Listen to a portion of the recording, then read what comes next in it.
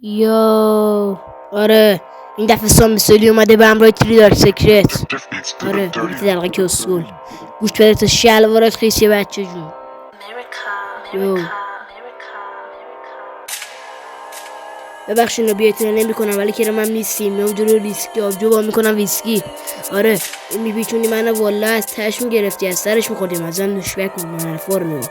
قلم من پیامبر خودم مسیحی توضیحات عجیحی پاسخ تشریحی به تر خودم باشم تا بتره خونه ترک سابیب اینا گلن و نه دخونن که من بولن راسته ایجا من بالا میدنم واسه وقتی میگرنم بشینین دو برون وایسی مثل که بعد مسین دوستانی پلی کنم اگه مسین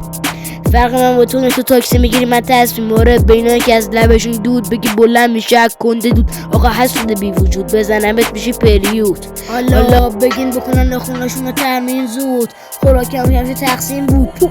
پولو و پتو گلو اگه من رپر نیستم بس چیره منم نیست دلو حالا علیکی نگه بغبغو شفتالو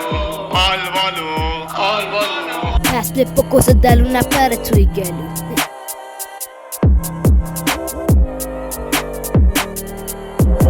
یا به دست بیویت میخونم برات تا بمونی که گنده گوزی مثل یه فیل اسم چیه آرمان خیت بازی چیه اندازه پیچ اخلاق چیه مثل یکی تا به درد لای جزم نمیخوری ولی ادعا داری به اندازه همون علی تا میشدی کلوشون دادی جونتو بگیره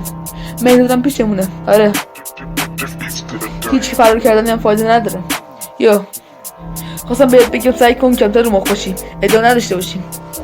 آرمان پس آدم باش. آرمان اسکل تو های کوسه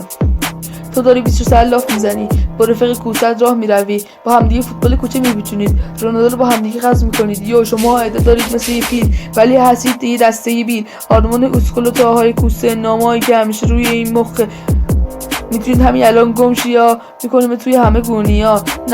حرفات همون اسکل یا آشغاله نمیشه اصلا حرفی زد با دقیقه که ما که اسکله حرفی زدن که دشواره هیچی روی مخوام میره ها. آره تا های کوسه آرمان اسکله